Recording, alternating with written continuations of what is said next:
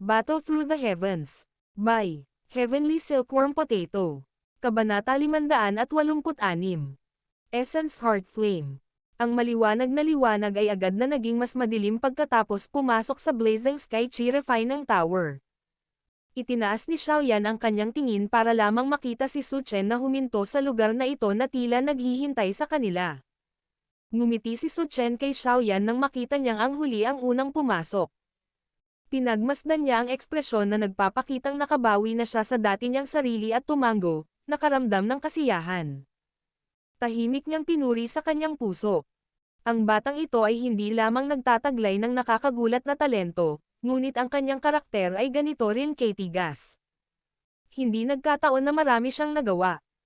Sunod-sunod na pumasok sina Lin Yan, Lin Shuya, at ang iba pa hindi nagtagal pagkatapos pumasok si Xiaoyan. Huminto ang 11 tao sa harap ni Su Chen. Maliban kay Ziyan, na may naiinip na mukha, ang iba ay medyo masigasig. Hoy, Xiaoyan, naubos ko na lahat ng gamit ko. Dapat tulungan mo akong magpino kapag umalis na tayo sa lugar na ito. Hindi pinansin ni Ziyan si Su Chen habang tumalon siya sa gilid ni Xiaoyan. Hinailan niya ang manggas nito habang iniindayog ang kanyang maputlang purple na ponytail at mamulong. Lalong ayaw kong pumunta sa tore na ito.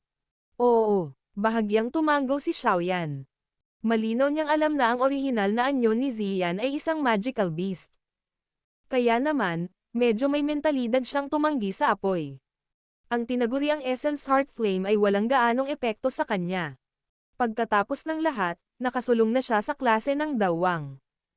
Ito ay walang silbi upang ihanda ang daan muli. Gayunpaman, ito ay mas mahusay kaysa sa pagkakaroon ng wala.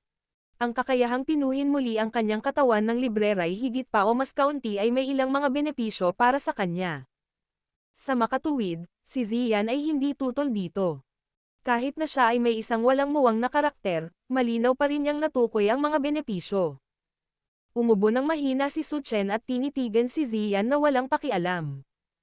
Agad niyang ibinaling ang tingin niya kay Xiaoyan at sa iba pa habang nagsasalita ng mahigpit. Lahat kayo ay dapat sumunod sa akin sa lahat ng paraan.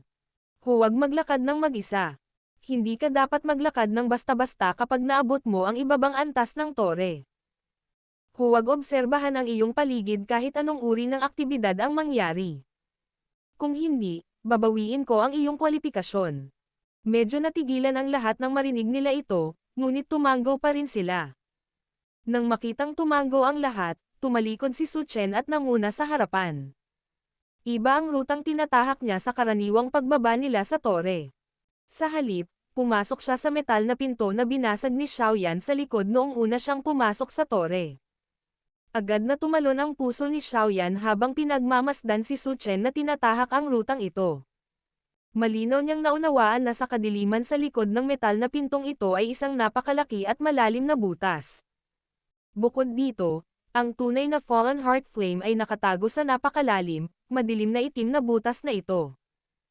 Si Xiaoyan ay nagkaroon ng kakaibang emosyon habang sinusundan niya si Su Chen at pumasok sa metal na pintong iyon na mahigpit na binabantayan.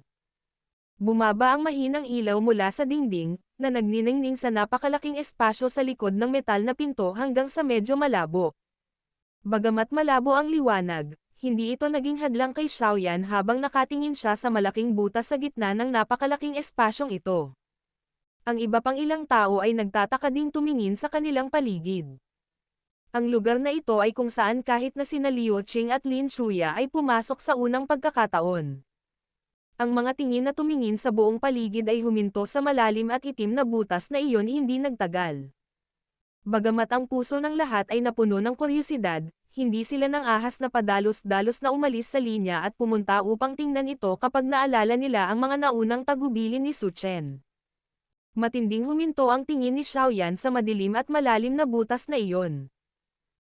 Ilang sandali pa bago niya pilit na binawi ang kanyang tingin, bahagyang bumaba ang kanyang tingin habang sinusundan niya si Su Chen sa kanyang harapan. Ang rutang dinaanan nila ni Su Chen ay nasa gilid lamang ng maluwag na interior na ito.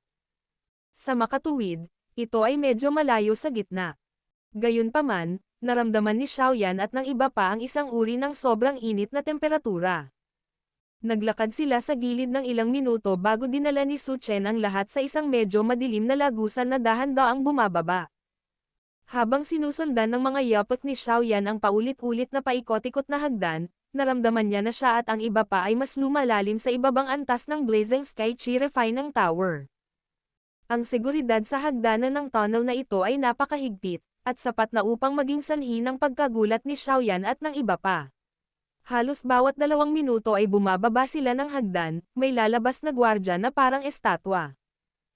Sinamahan ng madilim na kapaligiran sa paligid, ang ganitong uri ng mahigpit na seguridad ay nagdulot ng palihim na paglunok ng laway ng 2 tao. Kung wala silang masyadong tiwala sa Inner Academy, malamang na maghinala ang ilan sa kanila na dinadala sila ni Su Chen sa isang mapanganib na lugar.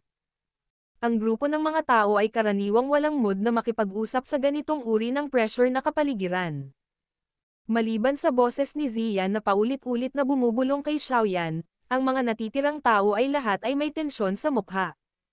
Ang buong hagdanan ay tila may medyo magulo, mabigat na tunog ng paghinga.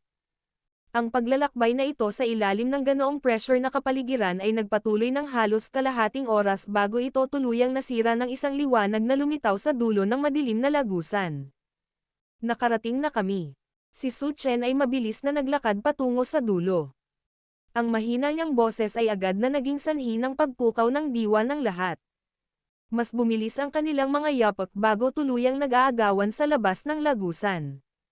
Ang mga yapak ng lahat ay lumabas sa madilim na lagusan.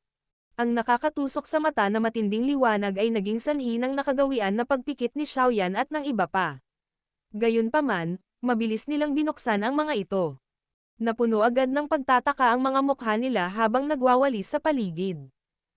Ito ay isang napakaluwang at walang laman na espasyo sa loob ng tore na sumasakop sa isang malawak na lugar. Sa isang sulyap, ito ay karaniwang mas maluwang kaysa sa anumang iba pang antas sa itaas. Dahil ang lugar na ito ay walang maraming silid para sa pagsasanay, ito ay nagkaroon ng isang walang laman na pakiramdam kapag ang isa ay sumulyap dito. Lumipat ang tingin ni Xiaoyan sa paligid.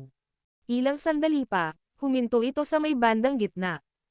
May isang malaking butas na humigit kumulang 12 metro ang lapad doon. Ang kanyang tingin ay dahan-daang lumingon at agad na nanliit ang mga mata ni Xiaoyan. May isang katulad na napakalaking butas sa kisame na halos 100 metro ang taas na nakaharap sa malalim na butas sa ibaba ng may mahusay na katumpakan. Maliwanag. Halos lahat ng antas ng Blazing Sky Chi Refining Tower na ito ay may ganoong butas at ang mga butas na ito ay konektado sa isa't isa.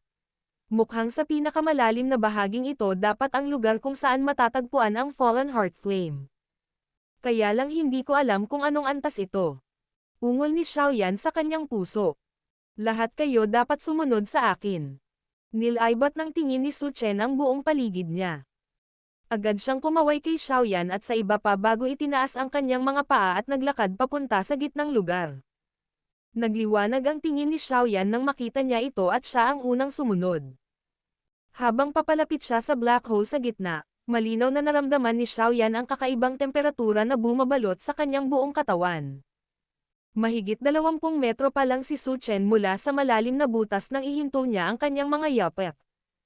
Ikinumpas niya ang kanyang kamay at agad na kumislap ang 2 figure at lumitaw mula sa hindi kilalang lugar bago tuluyang huminto mga 10 metro mula sa butas.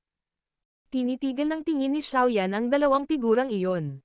Ang 2 taong ito ay malinaw na mga elder din ng Inner Academy. Gayunpaman, hindi sila madalas na nagpapakita ng kanilang sarili sa labas. Kaya naman, kahit na hindi niya nakita ang mga ito noon. Kayong lahat, umupo kayo. Itinuro ni Su Chen ang isang lugar sa lupa. Mayroong 11 espesyal na ginawang jade platform doon. Sa isang sulyap, ang mga ito ay jade green ang kulay.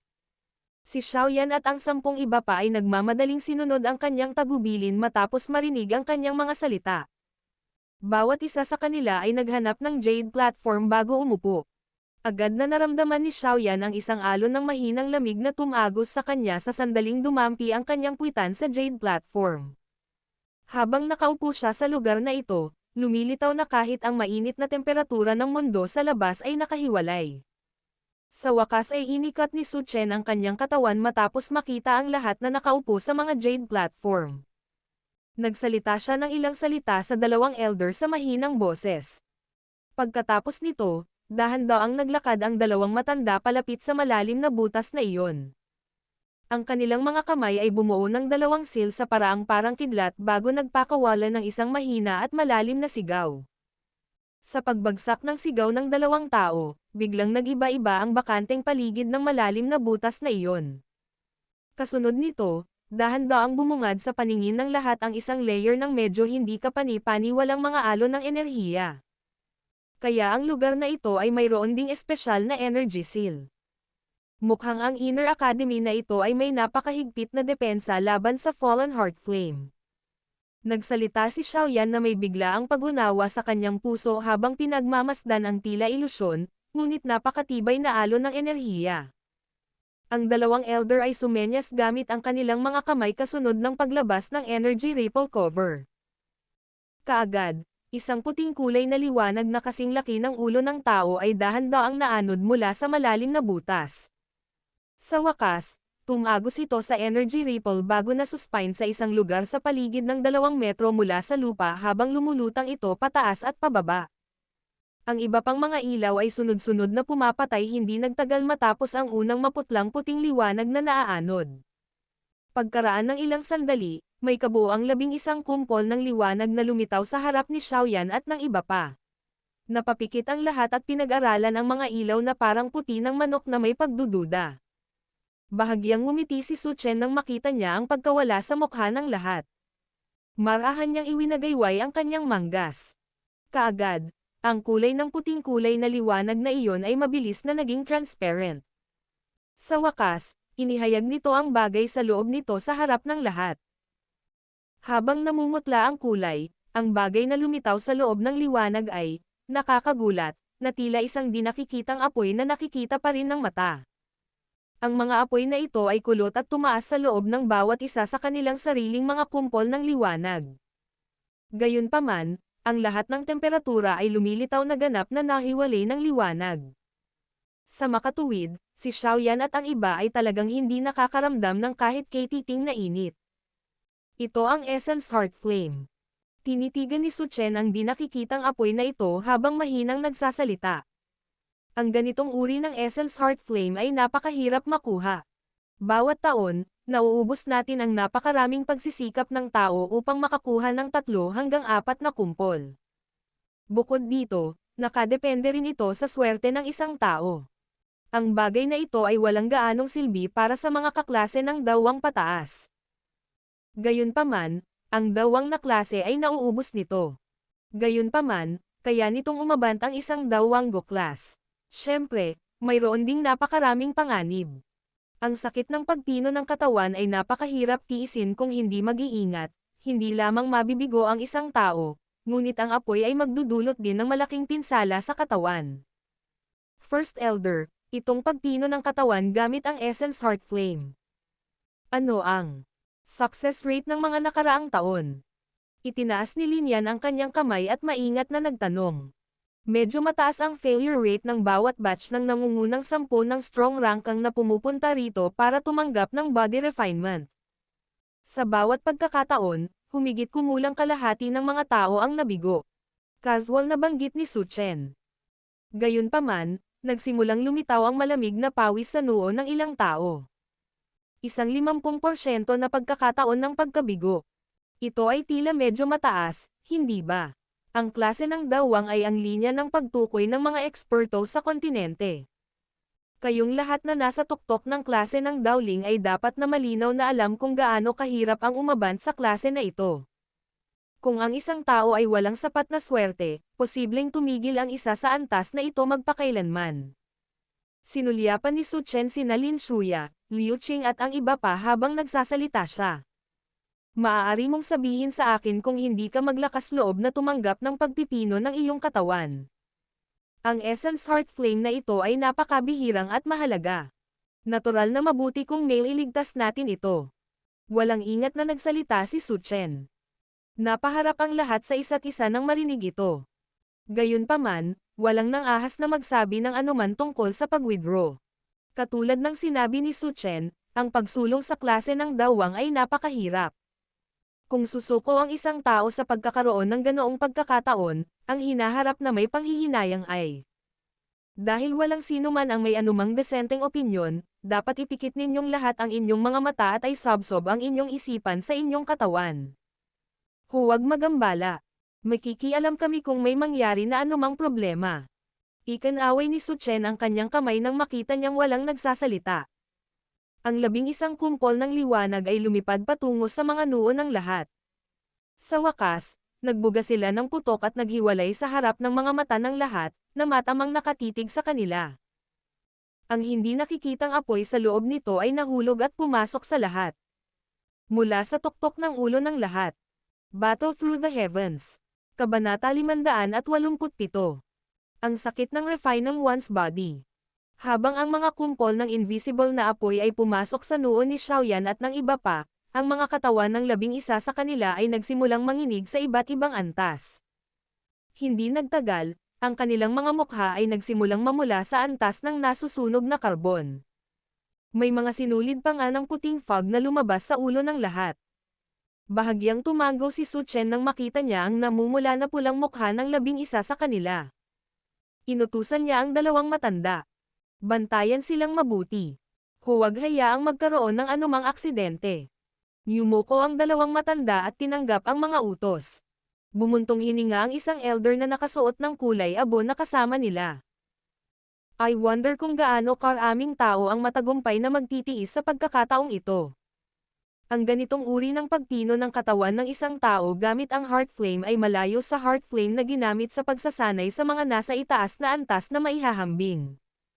Ang ganitong uri ng nakakapasong sakit ay isang bagay na kahit na ang isang taong may mahusay na mental na lakas ay maaaring walang ganap na kumpiyansa na kayang tiisin ang lahat ng ito. Mahinang nagsalita si Su Chen. Ngumiti ng mapait ang isa pang elder at tumango. Sinabi niya, mayroong 4 lamang sa huling batch ng nangungunang 10 sa strong rankang na nakayanan ito. Ang natitirang 6 ay nabigo at nauwi pa sa malubhang panloob na pinsala. Kinailangan nilang magpagaling ng buong 2 hanggang 3 buwan bago sila tuluyang gumaling. Bagamat ang pakinabang ng pagpipino ng katawan ng isang tao ay hindi sapat upang tamasahin iyon ng heart flame. Ito. Tingnan natin ang sarili nilang swerte. Walang kabuluhan kung mabibigo sila, ngunit kung matagumpay na mapadalisay ng heart flame ang kanilang katawan, maaari itong magbigay daan sa kanila na magkaroon ng bahagyang mas madaling oras sa pag-advance sa isang dawang sa hinaharap. Kahit na hindi nito makakamit ang resulta ng direktang pagtataas ng kanilang lakas sa isang dawang, karamihan sa mga maaaring makapasok sa nangungunang 10 ng strong rankang ay ang mga may mahusay na talento. Hanggat hindi ito isang taong may labis na kaila-hilakbot na kapalaran, tiyak na magkakaroon sila ng pagkakataong umaban sa klase ng dawang pagkatapos maubos ang 5 o 10 taon. Walang ingat na nagsalita si Su Chen. Agad na lumingon ang kanyang tingin sa napakalaking, malalim na butas sa likod niya at bahagyang nakasimangot habang nagsasalita.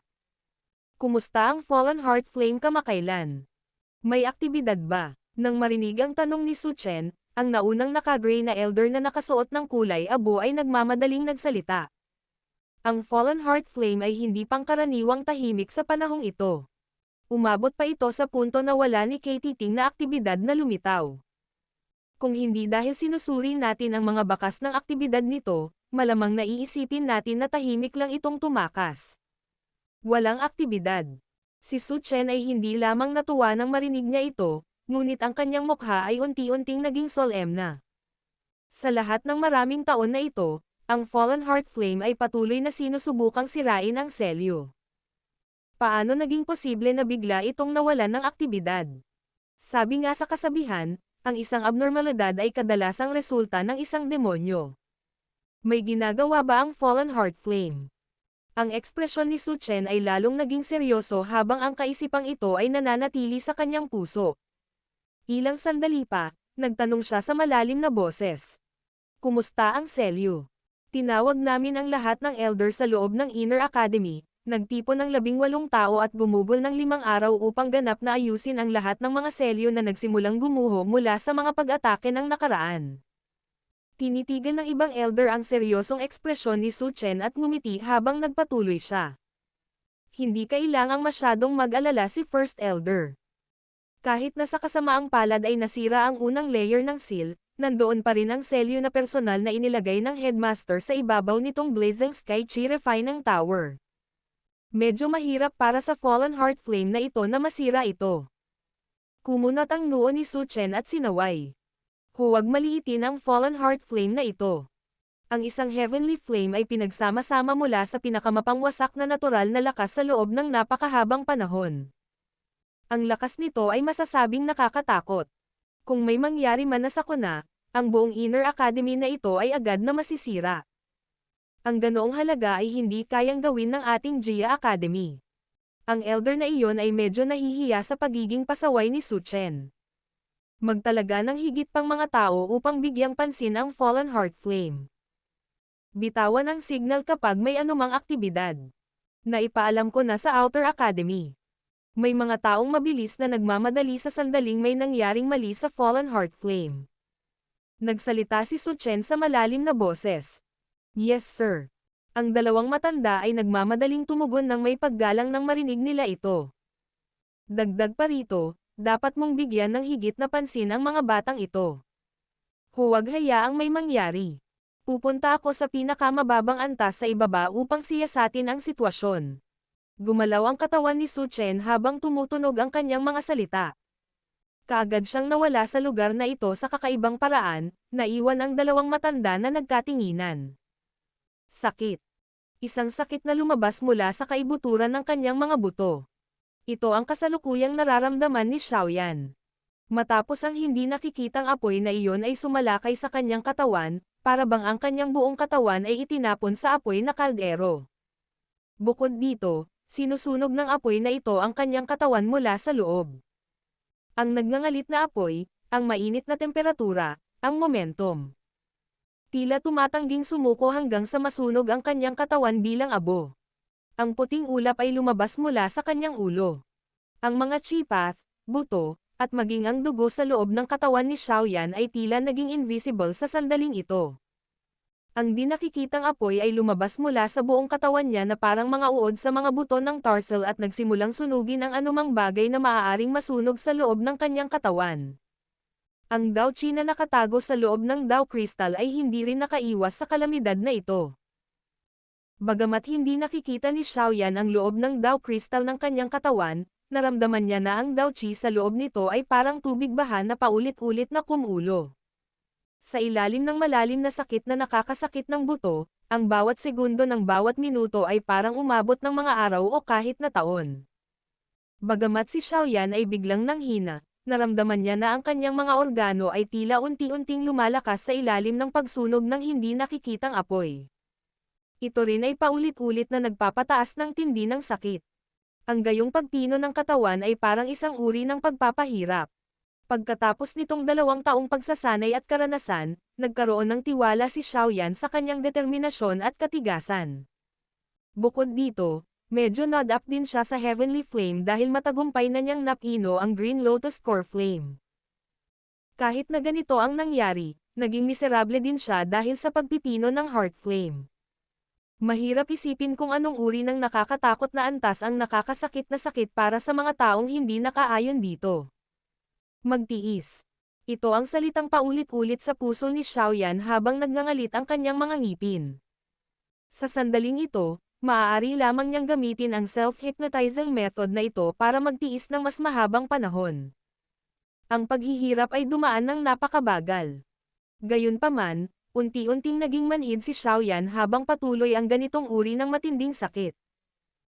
Matapos ang kanyang puso ay bahagyang hindi nakatuon sa sakit, sa wakas ay nagawa niyang hatiin ang kanyang atensyon upang maramdaman ang maraming kaunting pagbabago na dinaranas ng kanyang katawan sa ilalim ng calcination ng Essence Heart Flame. Ang bahagyang mababaw na Dao Chi dahil sa kanyang lakas na biglang tumaas ng 2 bituin kanina, ay unti-unting nagiging matibay sa napakasayang bilis sa ilalim ng ganitong uri ng calcination ng Heart Flame. Naramdaman ni Xiaoyan na ang mababaw na pakiramdam sa Dao Crystal ng ama ni obra niya ang kanyang Dao Chi sa nakaraan ay mabilis na nawawala. Ang Dao Crystal ay muling nakabawi sa uri ng malaking pakiramdam ng nakaraan. Ang kanyang mga buto, chi paths, at maging ang mga kalamnan ay parang metal sa ilalim ng matinding apoy habang ang mga ito ay dinadalisay sa napakabagal na bilis hanggang sa sila ay tumigas at napuno ng lakas ng pagsabog. Dahil sa iba't ibang dahilan, maswerteng nalagpasan ni Xiaoyan ang pinakamasakit na panahon. Gayunpaman, ang ilan sa iba ay hindi gaanong pinalad. Humigit kumulang 1 oras pagkatapos pumasok ang Essence Heart Flame sa kanilang katawan, isang estudyante ang unang nagpakita ng abnormal na senyales. Ang kanyang orihinal na mapula-pula na ekspresyon ay agad na naging maputlang puti at ang kanyang katawan ay mabilis na nanginginig na parang inaatake. Ang dalawang elder na iyon na nagbigay pansin kay Xiaoyan at sa iba pa ay natural na natuklasan ang hindi pangkaraniwang aksyon ng estudyanteng ito sa unang pagkakataon. Bahagyang nagbago ang mga ekspresyon nila. Sa isang kislap ng kanilang mga katawan, lumitaw sila sa tabi ng huli. Sabay abot ng mga nangungunot na kamay na iyon bago dahan-daang dumapo sa likuran ng estudyanteng iyon. Ang makapangyarihang Dao Qi ay biglang sumulpot sa katawan ng huli mula sa kanilang mga palad. Sa paglabas ng Dao Qi, mas lalong nanginig ang katawan ng estudyante. Sa wakas, namumula ang pamumula sa kanyang maputlang mukha na kasing puti ng kumot. Isang sariwang subo ng matingkad na pulang dugo ang hindi sinasadyang iniluwa. Damapo ang sariwang dugo sa lupa at agad na naglabas ng chi-chi na tunog.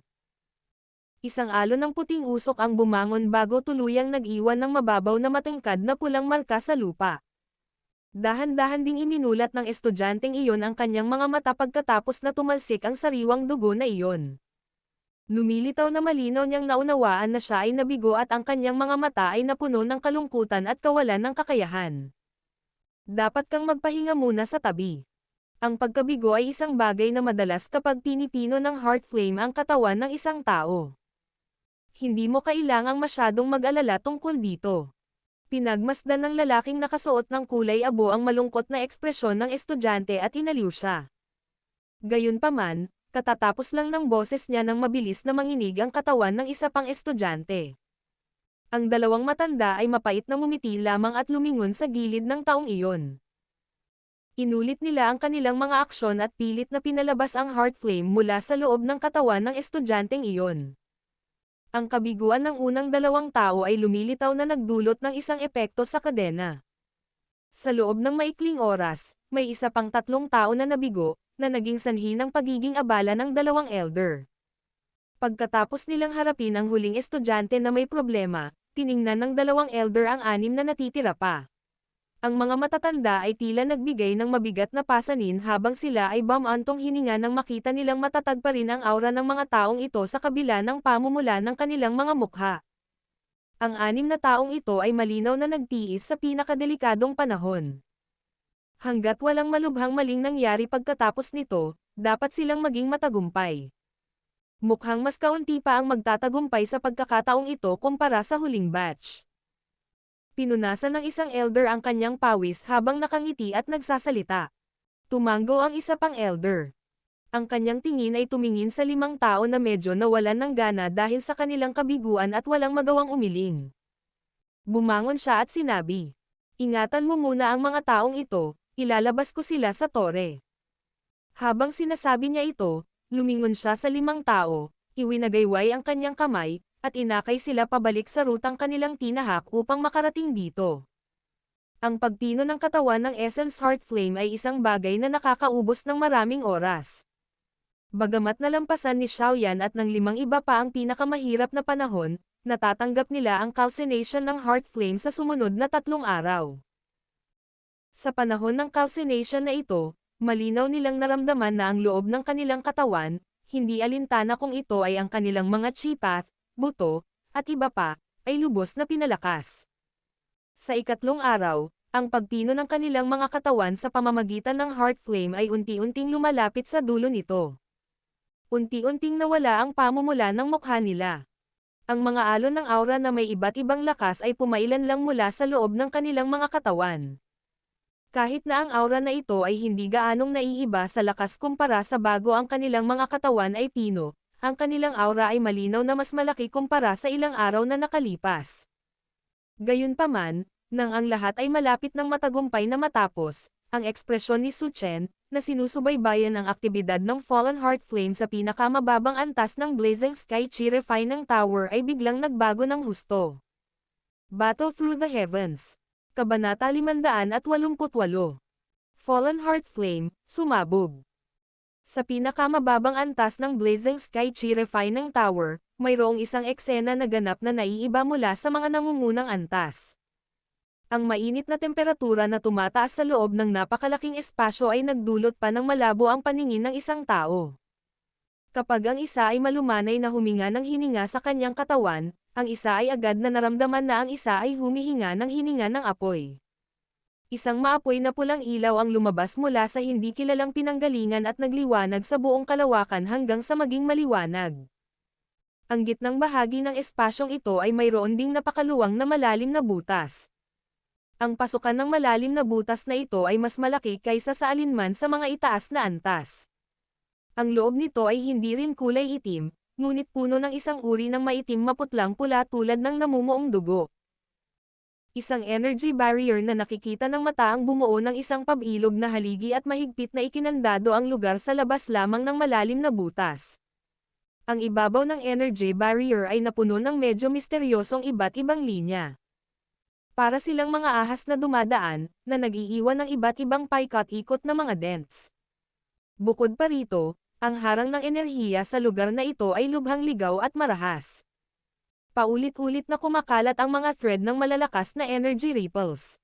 Nagkaroon pa ng napakalalim na pagsabog na tunog. Naka-crossleg si Su Chen hindi kalayuan sa energy barrier. Ang kanyang mga mata ay tila bahagyang nakapikit. Sa paghiram ng kanyang napakalaking Dao Chi, ang kanyang kalooban ay nakabalot sa buong pinakamababang antas ng Blazing Sky Chi Refining Tower. Kahit anong maliit na alon ay hindi makakatakas sa kanyang sentido. Ang mahinang tunog ng likidong umaagos ay biglang tumunog sa tahimik na antas sa ibaba. Ang tunog na iyon ay parang pag-agos ng tubig sa lawa. Gayunpaman, ang bahagyang tunog lamang na ito ay naging sanhi ng matinding pagbabago sa mataimtim na ekspresyon ni Su Chen. Ang kanyang mga mata ay biglang bumukas at dalawang mata na parang matalim na kumikinang ay direktang bumaril patungo sa malalim na butas sa gitna. Ang tunog ay ibinubuga mula doon. Tumayo si Su Chen sa paraang parang kidlat. Gumalaw ang kanyang katawan, at sa susunod na pagpapakita niya, nasa gilid na siya ng malalim na butas. Ang kanyang mga mata ay kumikinang na parang kidlat, habang ang kanyang tingin ay patungo sa loob ng malalim na butas. Gayunpaman, ang umaagos na likidong tunog na biglang tumunog kanina ay tila ganap na nawala makalipas ang ilang sandali. Bahagyang kumunot ang noo ni Su Chen. Saglit siyang nag-alinlangan bago dahan-daang hinawakan ng magkabilang kamay niya ang layer ng sobrang ligaw, marahas na energy barrier sa harap niya. Ang ligaw, marahas na enerhiya na sapat na para madaling kumbulsyon ang sinumang elite na dawang hanggang sa siya ay masugatan ay tila naging alagang hayop na nakita ang may-ari nito sa kamay ni Su Chen at mabilis na tumahimik. Habang unti-unting humiwalay ang mga kamay ng una, ang pabilog na energy barrier na iyon ay nahahati din sa isang tunnel na nagpapahintulot sa isang tao na makadaan. Kumikislap ang katawan ni Su Chen at agad na sumikip sa energy barrier. Ang kanyang mga paa ay matatag na nakatayo sa gilid ng malalim na butas na iyon. Kaagad, isang matinding init ang bumungad sa kanya mula sa kanyang harapan. Kahit ang lakas ni Su Chen ay hindi nang ahas na maliitin ang ganitong uri ng mataas na temperatura. Habang iwinawagayway ang kanyang manggas, isang malakas na Dao Chi ang pumulupot sa kanyang katawan, na naghihiwalay sa sobrang init na iyon. Pagkatapos lamang isagawa ang mga proteksyong ito ay bumaril ang tingin ni Su Chen sa malalim na butas. Unti-unting tinakpan ng mahinang fluorescent light ang kanyang mga mata. Sa ilalim ng fluorescent na ilaw na ito, ang malalalim na bahagi ng napakalalim na butas na iyon sa wakas ay nagsiwalat ng kaunti pang eksena. Nagkaroon ng dagat ng magma. Gayunpaman, ang kulay ng magma dito ay lumitaw na kakaibang madilim pula kumpara sa ordinaryong magma. Para itong hinaluan ng hindi mabilang na dami ng sariwang dugo. Napuno ng kakaibang kulay ang kabuuan nito. Nadagdagan ang pagiging solemne sa mukha ni Su Chen habang tinitigan niya ang sulok ng mundo ng magma na umaabot sa lupa na hindi alam ang lalim. Bagamat malinaw niyang alam na ang orihinal na katawan ng Fallen Heart Flame ay nakatago sa loob nito, hindi siya nang ahas na madaling pumasok sa ganitong uri ng sobrang malupit na kapaligiran kahit na sa kanyang lakas. Bukod dito, naroon din ang Fallen Heart Flame na nagtataglay ng ilang katalinuhan na nakatago sa loob nito na nanonood sa kanya ng may pananakot. Hiniram ang pagtaas ng kanyang paningin, malabo na nakita ni Su Chen ang isang sulok ng mundong ito ng magma.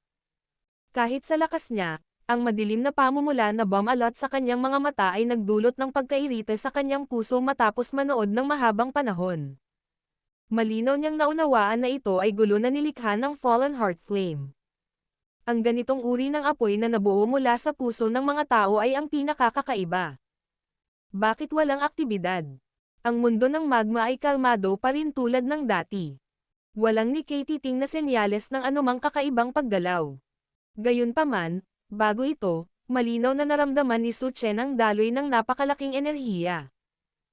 Sa malalim na lugar na ito sa ilalim ng lupa na walang ibang nabubuhay na nilalang, ano pa ba maliban sa Fallen Heart Flame ang maaaring magkaroon ng ganoong kalaking enerhiya na naging sanhi ng kahit na siya ay nakaramdam ng pagkabigla.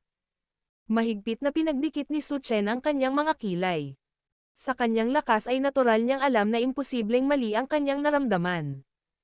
Gayunpaman, ngayon, bang! Isang bahagyang tunog ang biglang at tahimik na tumunog mula sa loob ng mundo ng magma.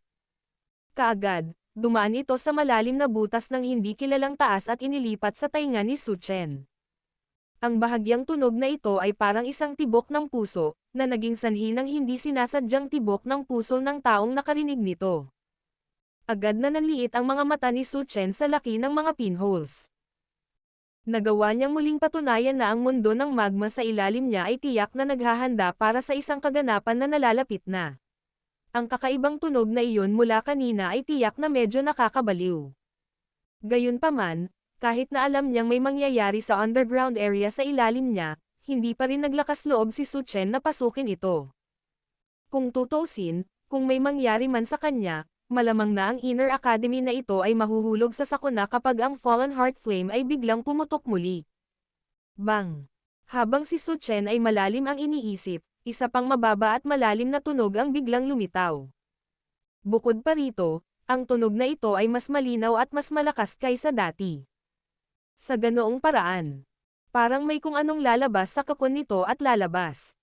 Unti-unting humigpit ang kamao sa manggas ni Su Chen. Madilim at pabago-bago ang ekspresyon niya. Sa ilalim ng refleksyon ng madilim pulang liwanag, ito ay lumitaw na medyo madilim at solemn. Bang! Ang isa pang tunog na tila sa tibok ng puso ay muling tumunog. Sa pagkakataong ito, mas malakas pa ito kaysa sa nauna. Bang! Ang isa pa ay tumunog 5 minuto pagkatapos ng nauna. Pagkatapos nito, isa pa sa loob ng 3 minuto. Sa paglipas ng panahon, ang dalas ng medyo kakaibang tunog na iyon ay naging mabilis. Sa huli, medyo nabigla si Su Chen nang matuklasan na ang tunog ay talagang ganap na sumasabay sa tunog ng sarili niyang tibok ng puso. Kung ano talaga ang nangyari. Mahinang ungol ni Su Chen sa kanyang bibig. Ang kanyang ekspresyon ay biglang nagbago ng husto habang ang kanyang mga tingin ay nakatingin sa underground magma world na may gulat. Isang napakaligaw at marahas na maringal na enerhiya ang dahan-daang umaagos mula sa ilalim ng magma mula sa lugar na iyon. Bukod dito, habang ang mabangis at marahas na enerhiyang ito ay lumakas, ang katahimikan ng magma mundong iyon ay biglang nasira. Ang isang mabangis na hangin mula sa hindi kilalang pinagmulan ay nagsimulang lumipad sa itaas ng magma, na dinala ang magma na iyon habang umaalog at tumataas, na bumubuo ng 100 talampakan na malalaking alon na kulay apoy na agad na bumagsak ng malakas. Ang biglaang putok, na iyon ay parang pagguho ng mga bundok at paghahati ng lupa. Enerhiya na ito. Isang berdeng kulay ang lumabas sa mukha ni Su Chen nang maramdaman niya ang pamilyar na enerhiyang iyon na biglang tumaas. Pagkatapos ng napakaraming taon ng pagpapalitan, natural na pamilyar siya sa enerhiyang ito. Ito ay isang bagay na kabilang sa Fallen Heart Flame. Ano ang nagawa ng bagay na ito? Bakit biglang nagbago ang enerhiya nito at naging 2 beses na mas malakas kaysa sa nakaraan? Gulat na gulat ang ekspresyon ni Su Chen habang bumubulong. Ang enerhiya ay naging mas malakas. Pagkatapos, ang epekto ng selyong ito. Biglang naalala ni Su Chen ang isang bagay na napakahalaga. Biglang nanlamig ang puso niya. Nang siya ay nagbabalak na agad na magtipon ng ilang mga tao upang palakasin ang selyo, isang alon ng malalakas na umaalingaw-ngaw na mga putok ay biglang tumunog mula sa ilalim ng malalim na butas na iyon. Bumaba ang tingin ng una at dahan-daang nakalanghap ng malamig na hangin. Ang maitim na pulang magma sa walang katapusang magma mundo ay biglang nagsimulang umikot ng matindi. Isang napakaligaw at marahas na enerhiya ang kumalat sa loob nito. Habang umiikot ang magma, tila may isang bagay na malapit nang masira sa ibabaw. Ilang sandali pa, biglang naging mahinahon ang gumugulong na magma. Gayunpaman, hindi napahinga ng maluwag ang mga mata ni Su Chen dahil lamang dito. Malinaw niyang naramdaman na ang ligaw, marahas na enerhiya ay unti-unting lumalapit sa ibabaw. Puff! Isang malaking alon ang biglang tumaas mula sa ibabaw ng magma. Habang lumilipad ang magma, isang fire python na ang halos transparent na katawan ay bumasag sa magma. Dose-dosenang talampakan ang haba nito at ang buong katawan nito ay natatakpan ng hindi nakikitang apoy na lumabas mula rito. Ang maringal na enerhiya na naging dahilan ng pagyanig ng isa hanggang sa hindi nila ito matiis ay lumitaw sa mataimtim na tingin ni Su Chen. Hiss! Nang masira ang magma, ang napakalaking transparent fire python, na napakalaki na hindi makita ng isang tao ang dulo nito, ay itinaas ang napakalaking ulo nito na parang nakakulong ng 1,000 taon. Mabilis na kumalat ang isang matalim na sonic wave na sapat na upang kumbulsyonin ang isang ordinaryong dowling hanggang sa mamatay ito. Habang kumalat ang sonic wave na iyon, hindi mabilang na mga bomba ang lumilitaw na itinapon sa mundo ng magma. Paulit-ulit na umalangaw-ngaw ang mababa at malalim na pagsabog. Ang magma ay pumutok ng paputok at ang mga apoy ay bumubulusok sa lahat ng direksyon. Matapos maglabas ng hangin sa halos nakakabaliw na paraan, ang napakalaking transparent na fire python na iyon ay tila naramdaman ang pagtutok mula sa lupa. Bigla nitong inangat ang napakalaking ulo. Ang mga tatsulok na mag-aaral na iyon na naglalaman ng di nakikitang apoy ay nakatuon ng husto kay Su Chen sa labasan ng malalim na butas. Agad na naramdaman ni Su Chen ang lamig sa kanyang katawan habang siya ay ikinulong ng hindi nakikitang apoy na iyon. Ang paraan na iyon ay parang ang kanyang buong katawan ay naskan mula sa loob palabas ng kabilang partido. Ang mga mata ng ahas ay nakatutok kay Su Chen. Ilang sandali pa, ang nilalang na may napakahusay na katalinuhan ay tila nakilala ang matandang kalaban nito. Kaagad, isang nakakatakot na pagbabago-bago ng enerhiya ang biglang bumangon mula sa napakalaking katawan nito. Ang antas ng kamahalan nito, na puno ng ligaw at karahasan, ay agad na naging sanhi kahit na si Su Chen ay nakaramdam ng panginginig sa kanyang puso. Hiss! Isa pang ligaw, marahas, matalim na sonic wave ang sumabog. Ang napakalaking katawan ng invisible fire python na iyon ay biglang humampas sa magma.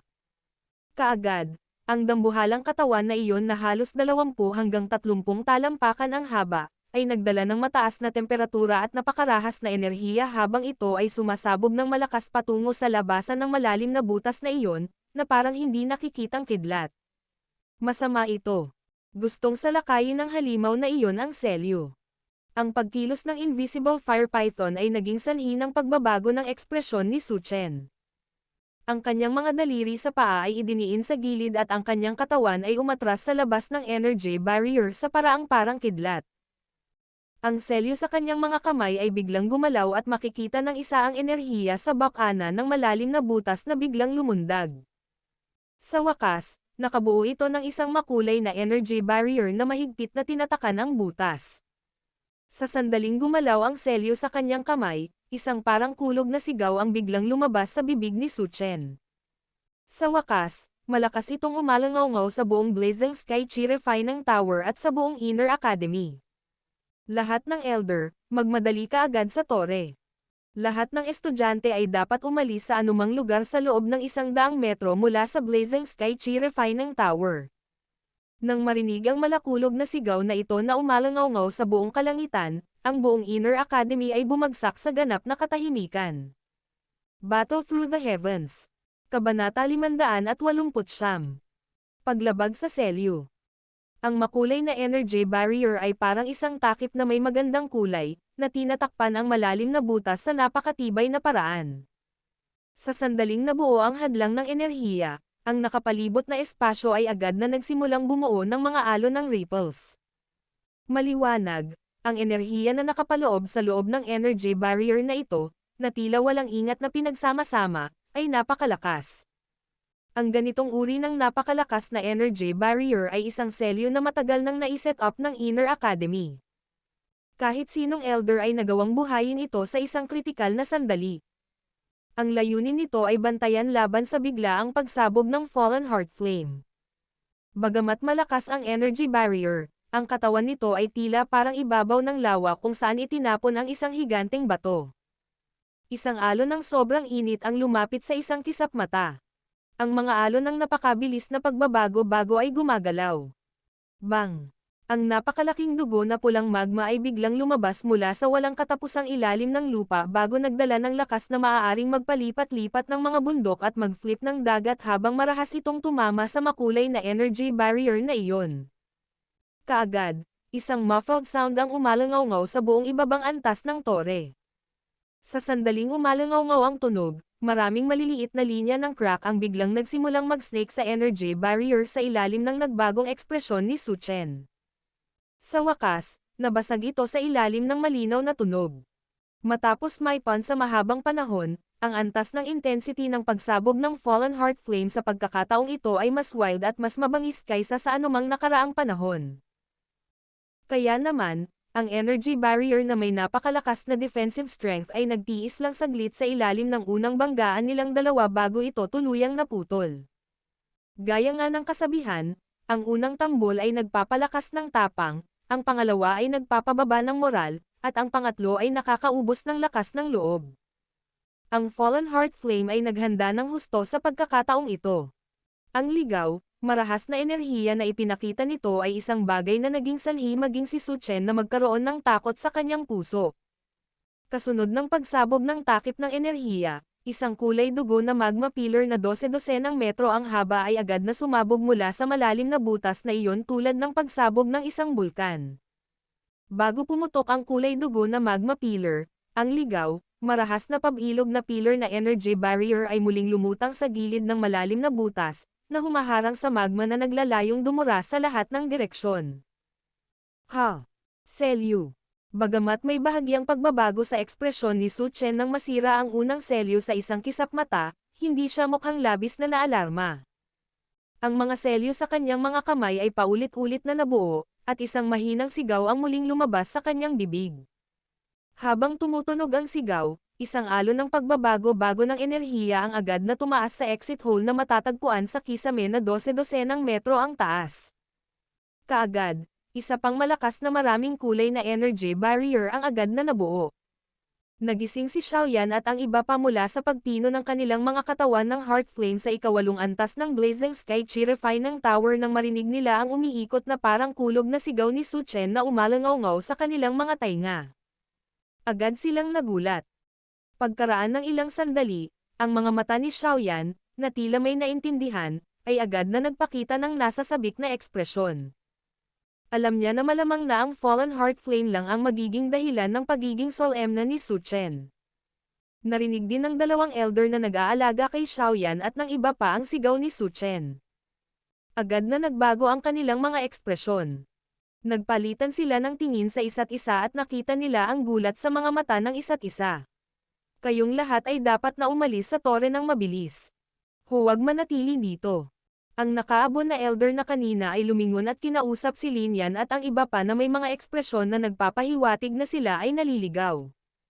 Nagkatinginan si Lin Yan at ang iba pa ngunit hindi na nagpatagal pa. Ang kasalukuyang sitwasyon ay malinaw na nagpahiwatig na mayroong isang napakalaking problema na naganap sa loob ng tore. Tumayo ang iilan sa kanila. Pagkatapos nito, nagmamadali silang tumalikod at mabilis na naglakad patungo sa rutang kanilang tinahak upang makarating. Saglit na nag-isip si Xiaoyan bago tumingin sa malalim na butas sa gitna ng hindi nag-iiwan ng bakas. Sa tulong ng Green Lotus Core Flame, malinaw niyang naramdaman ang napakainit na temperatura na pinagsasama-sama sa ilalim mula sa malalim na butas na iyon. Bukod dito, mabilis ding tumaas ang isang energy ripple na nakakagulat na ligaw at marahas. Xiaoyan, magmadali at umalis sa lugar na ito. Pinisil muli ng isang elder si Xiaoyan nang makita ng una na nahuhuli ang huli. Bahagyang tumanggaw si Xiaoyan. Hindi siya umimik habang hinihila niya ang usyosong Ziyan sa tabi niya at mabilis na naabutan si Lin Shuya at ang iba pa. Pagkatapos nito, pumasok ang grupo sa lagusan kung saan sila dumating sa ilalim ng tingin ng dalawang elder. Pagkatapos lamang na makitang umalis si Xiaoyan at ang iba pa ay nakahinga ng maluwag ang dalawang elder na ito.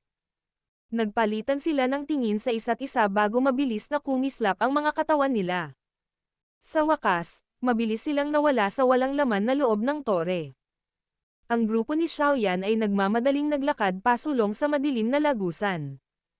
Marahil ay dahil wala silang Suchen na nangunguna gaya noong dumating sila, ngunit ang kapaligiran ay mas masigla kaysa noong dumating sila.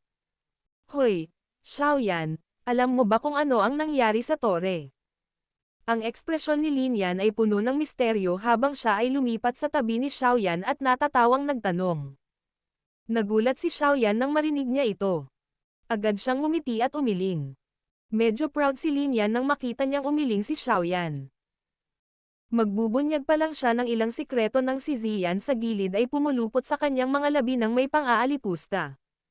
Umalangaw-ngaw ang malambing niyang boses sa lagusan. Hindi ba't ito ay ang pag-aalsa lamang ng apoy sa ilalim ng tore? Hindi ito ang unang pagkakataon na nangyari ang ganoong bagay nitong mga nakaraang taon.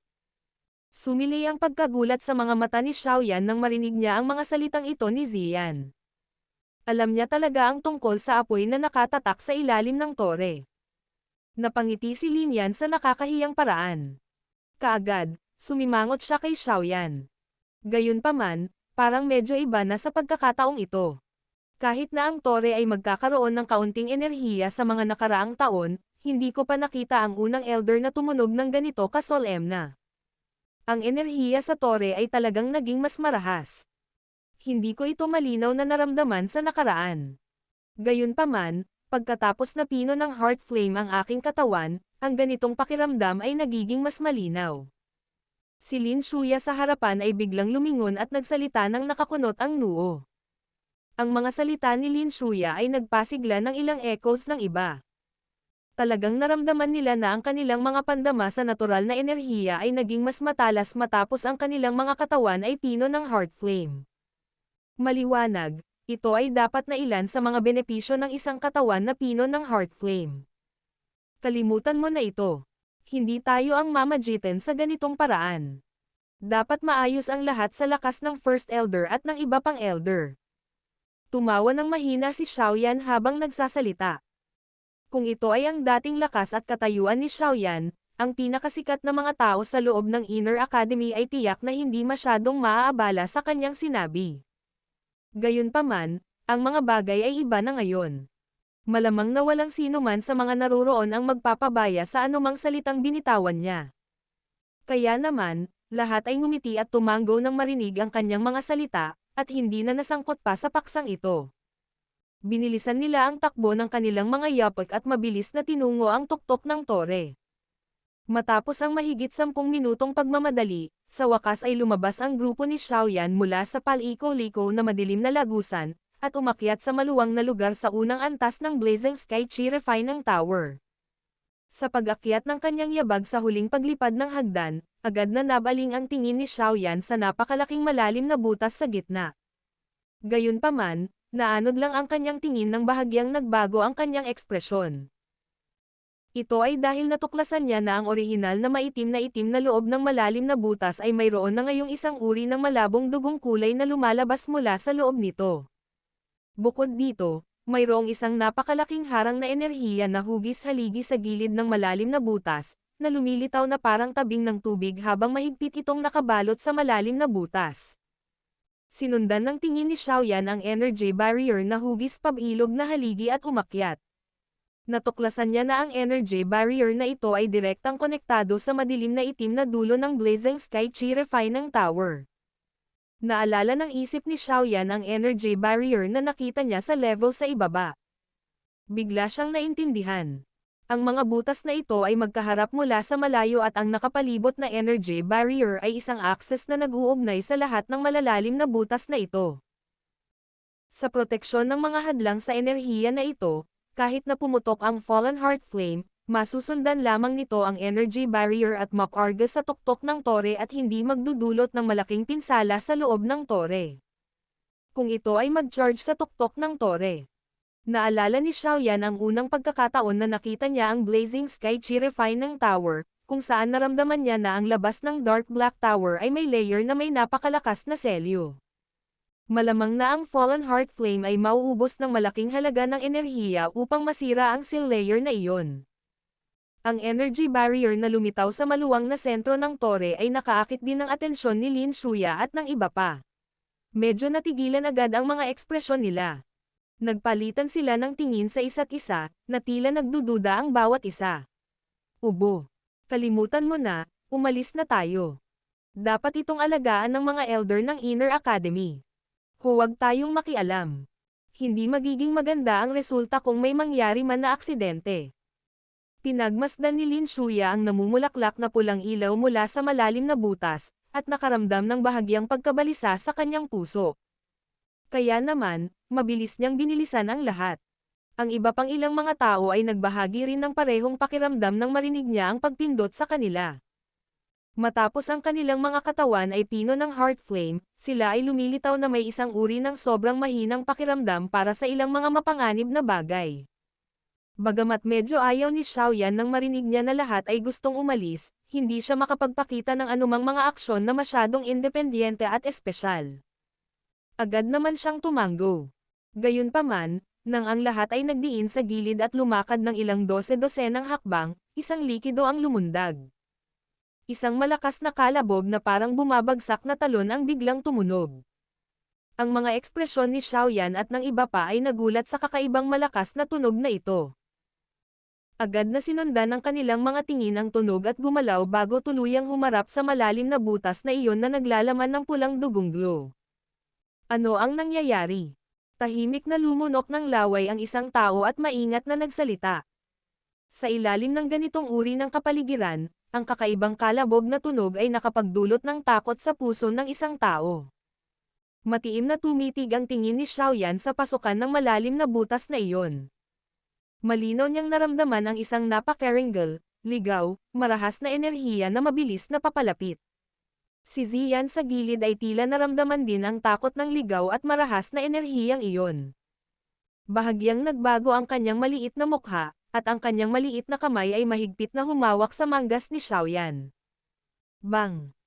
Nang ang lahat ay nakakaramdam ng labis na kaba, isang layer ng makulay na energy barrier ang tila biglang lumitaw sa bakana ng butas. Gayunpaman, kalalabas lang ng energy barrier nang ang isang pulang init na dugo ay tumaas sa parang kidlat. Sa wakas, ang init ay sinamahan pa ng isang galit na dagandong habang ito ay bumangga ng malakas sa harang. Ang napakatibay na makulay na energy barrier ay nakapagtiis lamang ng wala pang isang minuto sa ilalim ng lalong nakakatakot na ligaw at marahas na enerhiya bago ito pumutok. Sa pagputok ng energy barrier, isang kulay dugong magma pillar na 12-dosenang metro ang laki ay agad na lumabas ng paputok sa lahat ng direksyon mula sa ilalim ng malalim na butas. Sa wakas, lumipat ito sa nakapalibot na energy barrier at marahas na bumangga sa tuktok ng tore sa ilalim ng gulat na mga tingin ni Xiaoyan at ng iba pa. Battle Through the Heavens. Kabanata 570. Pagbasag sa tore. Sa ilalim ng gulat na mga tingin ng lahat, ang kulay dugo na magma pillar ay nagdala ng mainit na daloy ng magma habang umaagos ito sa huling selyo mula sa bawat direksyon. Kaagad, marahas itong bumangga sa dulo ng Blazing Sky Chirify ng tower. Bang! Ang mababa, malalim, galit na parang kulog na pagsabog ay biglang dumagundong sa tabi ng tainga ng lahat. Sa malameteorite na banggaan na ito, malinaw na naramdaman ni Xiaoyan na ang buong Blazing Sky Chirify ng tower ay yumanig ng husto. Medyo namutla ang ekspresyon ng bawat isa habang pinagmamasdan ang nagninangas na mainit na magma na nagmumula sa malalim na butas na iyon. Kahit na nakahiwalay sila ng energy barrier, mahina pa rin nilang nararamdaman ang mataas na temperatura nito. Ang kulay dugong magma pillar ay bumangga ng husto sa dulo ng Blazing Sky Chi-refining Tower. Gayunpaman, hindi natinag ng magma ang huli hanggang sa masira ito dahil sa mabangis nitong forward momentum. Sa sandaling sila ay nagbanggaan, isang layer ng medyo madilim, manipis na energy barrier ay agad na lumitaw sa madilim itim na dulo ng tore. Ang energy barrier na ito na hindi kasing kapal ng daliri ng isa ay maaaring mukhang manipis at mahina, ngunit ang manipis na layer ng dark black energy na ito ay nagawang ganap na pigilan ang walang katulad na mabangis na magma pillar na iyon. Nabigo ang pag-atake at ang hindi mabilang na bilang ng mga fragment ng bato ay bumaril ng paputok mula sa magma. Sa wakas, bumaril sila patungo sa mga hadlang ng enerhiya sa gilid. Nakipag-ugnayan lang sila ng ang mga pira-pirasong bato na ito ay inalog sa pulbos ng ligaw at marahas na enerhiya sa energy barrier. Gayunpaman, ang kulay dugong magma pillar ay hindi umatras at nawala matapos itong mabaigo. Bumaba lang ito ng ilang dose-dosenang metro. May mga maiinit na alon na paulit-ulit na gumugulong sa kulay dugong magma. Ilang sandali pa, biglang lumakas ang mga alon. Isang napakalaking transparent fire python na naging sanhi ng pagkatulala ng grupo ni Xiaoyan na dahan-daang lumitaw sa alon ng apoy habang pinahaba nito ang isang ulo na tila mabangis dahil sa napakalaking sukat nito. Ito. Ano ang bagay na ito? Kahit na sa lakas ng pag-iisip ni Lin Shuya at ng iba pa, hindi nila sinasadyang sumigaw sa gulat na boses habang pinagmamasdan ang invisible fire python na nagsiwalat lamang ng napakalaking ulo at haba ng katawan nito. Matiim na tinitigan ng tingin ni Xiaoyan ang invisible fire python na gumugulong sa loob ng magma. Bahagyang gamulong ang kanyang lalamunan. Ito ang unang pagkakataon na nakita niya ang napakalaking ahas sa ganoong kalapit. Isa pa, may naramdaman din siya. Ang invisible fire python na nasa loob ng magma pillar ay dapat ang misteryosong nilalang na nakatago sa ilalim ng malalim na butas na nakita niya sa unang pagkakataon na pumasok siya sa Blazing Sky Chi-refining Tower. Ang aktwal na katawan ng Fallen Heart Flame. Talagang hindi inaasahan na ang Fallen Heart Flame ay nag-evolve na sa ganitong estado. Sa ngayon, ang bagay na ito ay medyo naiiba sa isang ordinaryong mystical beast. Ang nagulat na boses ni Yao Lao ay biglang tumunog sa sandaling ito. Sa hitsura nito, medyo malaki ang gulat na ibinigay sa kanya ng invisible fire python na ito. Tinanggaw ni Zhao Yan ang kanyang ulo sa gulat sa loob ng kanyang puso. Pagkatapos sumailalim sa akumulasyon at pagsasama-sama sa hindi mabilang na bilang ng mga taon, ito ay aktwal na nagbago mula sa isang kumpol ng hindi nakikitang apoy tungo sa kasalukuyang halimaw na ito. Ang misteryo ng kalikasan ay talagang naging sanhi ng pagkamangha. Guro, ano ang gagawin natin ngayon? Ang bagay na ito ay talagang nakakatakot. Namin. Nakukuha ba natin ito? Nag-aalalang tanong ni Xiaoyan sa kanyang puso. Direktang makuha ito. Kung ako ay nasa kasagsagan ko, maaari nating subukan ito. Ngayon, pinakamahusay na tahimik tayong maghintay para sa aksyon na gagawin ng Inner Academy. Tinuyan ni Yao Lao ang tanong ni Xiaoyan habang nagsasalita siya. Si Xiaoyan ay nagpakawala ng isang nakakahiyang ngiti at tumanggo. Ang fire python ay pinalawak ang napakalaking ulo nito mula sa haligi ng magma. Dahil naramdaman na nila ang ilang maliliit na tao na parang mga langgam sa di kalayuan, ang mga tatsulok na mag-aaral na naglalaman ng puting kulay ay bahagyang napatingin sa kinaroroonan ng huli. Sa ilalim ng focus ng mga pupil na purong puting tatsulok, maging si Ziyan ay napaatras ng kaunti sa takot sa kabila ng kanyang ugali, lalo na iyong ibang mga tao na natakot hanggang sa maputi ang kanilang mga mukha. Ang invisible fire python ay walang pakialam sa grupong ito ng mga tao na parang langgam lang sa paningin nito. Kaya naman, bigla na lang itong sumulyap ng isang beses bago binawi ang tingin. Iniangat nito ang ulo at tinitigan ng mabuti ang dulo ng tore na kasing itim ng tinta. Ang isang pabilog na kordon na parang itim na kulay na enerhiya ay dahan-daang nananatili sa lugar na iyon. Ang tila manipis at mahinang depensa ay nagtataglay ng lubhang nakakatakot na lakas ng depensa. Hiss! Biglang naglabas ang hindi nakikitang sawa ng napakatalam na sumisitsit na tunog. Isang invisible sonic wave ang biglang kumalat. Agad itong bumangga ng malakas sa energy barrier sa paligid. Ang mga alon ng matinding ripples ay tumaas sa energy barrier. hindi napigilan ni Xiaoyan ang paglunok ng kanyang laway habang pinagmamasdan ang alon ng enerhiya na mabilis na nagbabago. Ang isang random na pagsiret lamang ng bagay na ito ay may mapanirang lakas na mas malakas kaysa sa kanyang Lion Tiger Gold Shattering Roar ng hindi mabilang na beses. Ang matalim na pagsiret ay dahan-daang hamina at ang hindi nakikitang sawa ng apoy ay lumaki ang napakalaking bibig nito. Kaagad, isang napakalaking invisible na apoy ang biglang sumabog mula rito. Sa sandaling lumitaw ang invisible na apoy, naramdaman pa rin ni Xiaoyan at ng iba pa ang temperatura ng lugar na ito na biglang tumataas kahit na nahiwalay sila sa energy barrier. Kaagad, lahat ay walang pagpipilian kundi ilabas ang kanilang Dao Qi upang balutin ang kanilang katawan. Noon lang medyo gamaan ang pakiramdam nila. Ang invisible na apoy ay umaagos patungo sa layer ng black energy film sa dulo ng energy barrier. Sa daan, lumitaw ang iba't ibang antas ng pagbaluktot sa espasyong dinaanan nito. Sa isang sulyap ay parang mga tupi sa damit. Kahit na ang espasyo ay sinunog sa antas kung saan ito ay naging pangit.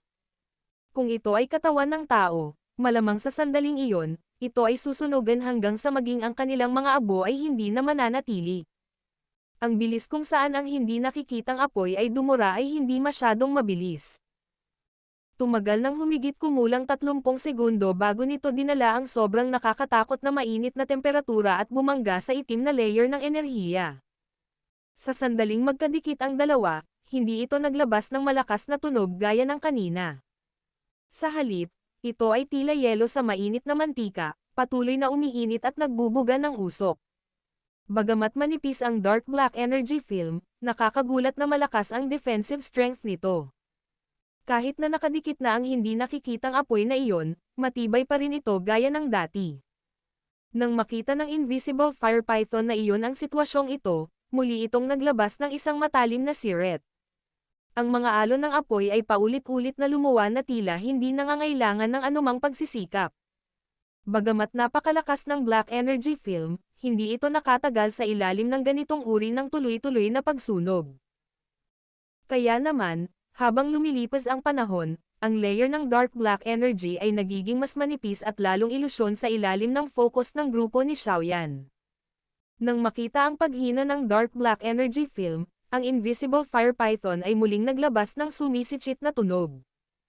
Gayunpaman, kahit na si Xiaoyan at ang iba pa ay naririnig ang kagalakan sa loob ng pagsiret sa pagkakataong ito. Kaagad, ang huli ay nagsumikap pa upang mabilis na iluwa ang walang katulad na nakakatakot na di nakikitang apoy. Ang pagkasunog na nagpatuloy sa mahabang panahon ng walang tigil ay naging sanhi din ng itim na enerhiya na pelikula upang maging mas manipis at ilusyon. Makalipas ang halos 5 minuto, ang energy film na iyon ay naging sobrang malabo, na bahagyang nakikita. Malinaw, ito ay malapit nang umabot sa punto ng paghiwa-hiwalay. Ang Fallen Heart Flame na ito ay talagang nakakatakot. Kahit na ang selyo ng Blazing Sky Chi-Refining Tower ay hindi ito kayang bitag. Mukhang ilang oras na lang bago nito masira ang selyo. Hindi sinasadyang mamulong si Xiaoyan sa kanyang puso habang pinapanood ang energy film na malapit nang mawala. Lahat kayong mga bata, bakit nandito pa kayo?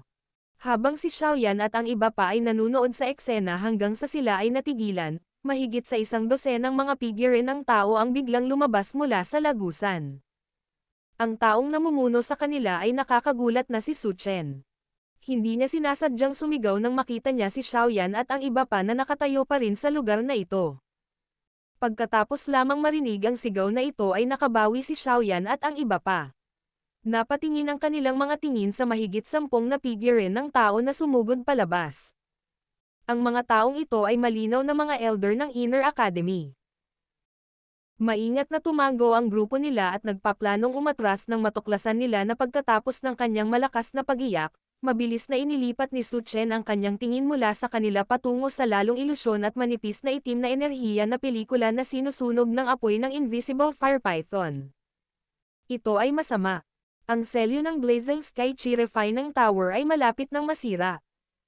Ang bagay na ito ay gumagamit ng hindi kilalang paraan sa pagkakataong ito at talagang naging dahilan ng pag-angat ng sarili nitong lakas. Ang mukha ni Su Chen ay nabigla sa sandaling ito sa kabila ng kanyang lakas ng pag-iisip. Medyo matalas pa ang boses niya. First Elder, ano ang gagawin natin ngayon? Nagmamadaling nagtanong ang isang elder. Malinaw na alam nilang lahat kung anong uri ng malubhang kahihinatnan ang magaganap sa sandaling masira ang Fallen Heart Flame sa selyo. Madilim at pabago-bago ang mukha ni Su Chen. Ilang sandali pa, bigla niyang iwinagayway ang kanyang kamay at nagsalita ng may matalas na boses. Lahat ng elder, sumunod sa akin ng sabay-sabay. Sa sandaling ito, ang selyo ng Blazing Sky Chi-Refining Tower ay hindi na makakatagal pa. Magagamit lang natin ang formation seal na iniwan ng punong guro noon. Tingnan natin kung may seli natin ito. Si Su Chen ay hindi huminto kahit sandali matapos magsalita. Ang kanyang katawan ay kumikislap at mabilis na sumugod patungo sa labas ng Blazing Sky Chi-Refining Tower. Nang dumaan siya sa gilid ng grupo ni Xiaoyan, nagpakawala siya ng isang mahigpit na sigaw. Bakit kayong lahat ay nananatili pa rin? Lumayo kayo hanggat maaari kapag nakalabas na kayo ng tore. Huwag hayaang may lumapit. Nanliit ang leeg ng grupo ni Xiaoyan nang marinig nila ang mahigpit na sigaw ni Su Chen. Akmang gagalaw na sila ng maraming tao ang sumugod sa kanilang tabi sa paraang parang kidlat. Sa wakas, ang mga figure na ito ay naging maraming after images na sumugod palabas ng Blazing Sky Chi-Refining Tower. Nagulat ang grupo ni Xiaoyan sa bilis ng mga elder na ito. Hindi rin sila nang ahas na manatili sa lugar na ito ng matagal. Nagmamadali silang sumugod patungo sa labas ng tore. Muling ibinaling ni Xiaoyan ang kanyang ulo at sumulyap nang malapit na silang umalis sa tore. Agad siyang nakalanghap ng malamig na hangin nang makita niyang ang patong ng itim na enerhiya ay nawalan na ng kapantay sa ilalim ng matinding pag-aapoy ng hindi nakikitang apoy. Mukhang hindi na kayang ikulong ng Blazing Sky Chi-Refining Tower na ito ang Fallen Heart Flame. Sa susunod, bahala na ang mga elder. Sana, mag-iwan sila ng pagkakataon para sa akin. Bulong ni Xiaoyan sa kanyang puso. Tumigil siya sa pananatili sa lugar na ito nang tumalikod siya at nagmamadaling lumabas ng Blazing Sky Chi-Refining Tower. Ang nakakatusok na sikat ng araw ay nabasag sa sandaling lumabas sila ng tore, na naging sanhi ng pagpikit ni Xiaoyan. Inangat niya ang kanyang tingin at tumingin sa lahat ng direksyon, para lang napagtanto na ang orihinal na napakasikip na labas ng tore ay naging ganap na walang laman. Nakatingin sa malayo ang kanyang tingin. Noon lamang niya nakita ang ilang nagkalat na figure ng tao sa di kalayuan. Ang katawan ni Xiaoyan ay sumugod patungo sa maliit na dalasdis ng isang burol. Bigla niyang inangat ang ulo niya at natigilan ng mapagtantong may halos 20 tao na nakasabit sa langit. Ang iba't ibang kulay ng mga pakpak ng Daochi ay bahagyang ipinapapak na dahilan upang lumitaw ang espasyo na medyo maliwanag at makulay. Ang mga figure ng tao sa langit ay nakatayo sa isang nakakalat na paraan. Lumilitaw na sila ay random na nakatayo, ngunit medyo may ilang kakaibang mga bakas. Kung pagmamasdan sila ng mabuti, matutuklasan ng isa na sa gitna ng grupong ito ng mga tao ay nakakagulat na ang Blazing Sky Chi-Refining Tower. Ang maputlang iba't ibang kulay na mga hadlang sa enerhiya ay higit sa 20 numero. Ang mga thread ng enerhiya na mahirap makita sa mata ay tahimik na pinalawak. Biglang tumibok ang puso ni Xiaoyan nang mabuo ang porma sayon sa kalangitan. Ang Green Lotus Core Flame na iyon na dumadaloy sa loob ng Chi Paths ay naglabas din ng medyo mainit na temperatura sa sandaling ito. Malapit na itong masira. Mahinang ungol ni Xiaoyan, na tila may naramdaman. Isang pagsabog na nakadurog sa lupa at nakakawasak ng bundok ang biglang umugang sa kalangitan pagkatapos tumunog ang kanyang boses. Kaagad, ang hindi mapapantayang matibay na dulo ng Blazing Sky Chi-Refining Tower ay biglang nasira. Ang mainit na haligi ng magma ay biglang bumulwak sa ilalim ng maraming nakakagulat na mga tingin sa malayo.